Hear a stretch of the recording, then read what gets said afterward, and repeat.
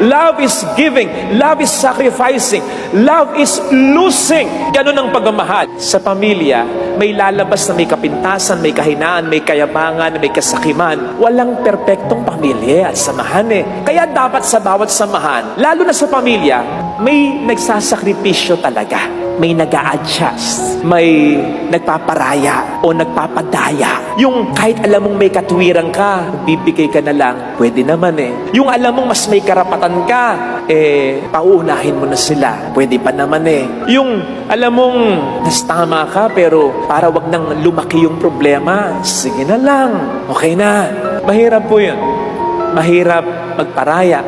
Mahirap magpadaya. Pero kakayanin natin kapag may pagmamahal, pag-ibig sa puso natin. Pag-ibig, hindi sa sarili, kundi sa pamilya. Pag-ibig na palabas at hindi papasok.